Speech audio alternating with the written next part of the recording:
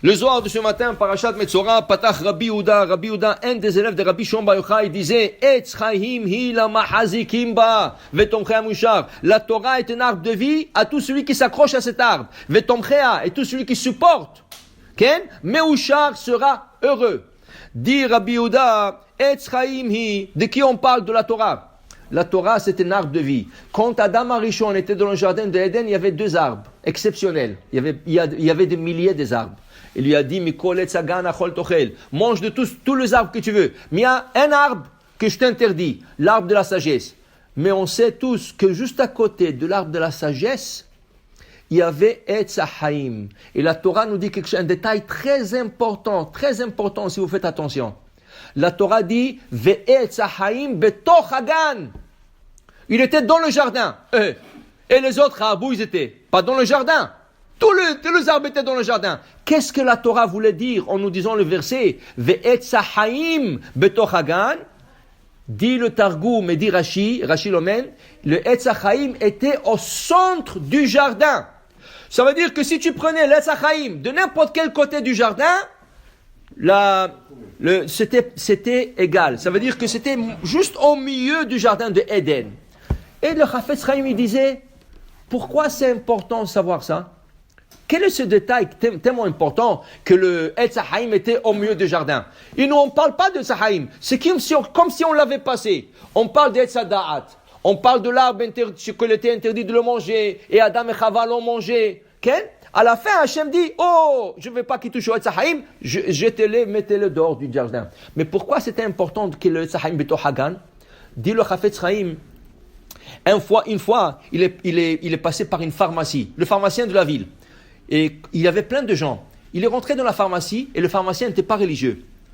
Il lui a dit, je t'envie. Tu es tzaddik. Il dit, moi tzaddik. Et ce gars-là ne venait pas à la synagogue.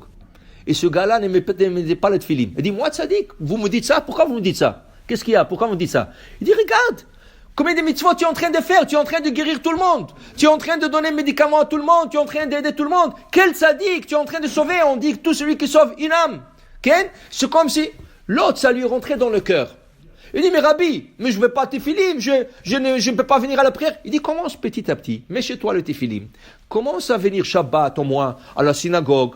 Il dit, écoute-moi, la Torah dit, comme ça le Chafetz Chaim lui a dit, la Torah dit, Ve'etz Haïm betoch hagan. L'arbre de la vie était au milieu du jardin. Pourquoi? De là où tu étais à la même distance de l'arbre. De là où tu es à la même distance de l'arbre. La même chose. Un juif, là où est-ce qu'il est, quel métier qu'il fait, il peut toujours sanctifier le nom d'Hachem. Dis-toi, tu sanctifies le nom d'Hachem en guérissant les gens, en donnant le médicament. Et toi, tu es tzaddik. Il y a un qui va enseigner la Torah. Il y a un qui va, il va n'importe quoi. Chacun, sa distance, elle est pareille de l'arbre de la vie. C'est quoi l'arbre de la vie? La Torah.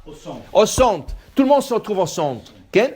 Dit la Gemara, seulement accroche-toi à la Torah. Ne laisse pas la Torah. Quand tu fais ton travail, fais-le avec l'intention pour faire les Shem Hashem. Hein? Même si tu es avocat, tu défends les gens pour la justice. Voilà, tu fais une mitzvah de faire la justice. Tzedek, tirdof. Okay?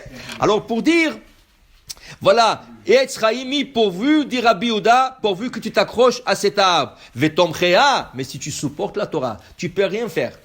Oui, tu vas faire tes mitzvot. Mais si tu supportes, dit la Gemara, Zaché, le Zohar, Zaché, le Nevé, tu auras 2 enfants ou des beaux-fils qui vont être des Nevi'im, des prophètes, ou des gens qui étudient la Torah, des gens bien. Ça, c'est le mérite. Quand tu supportes la Torah, ton mérite, c'est d'avoir une famille qui est accrochée à la Torah. Alors, tu peux pas investir dans la Torah.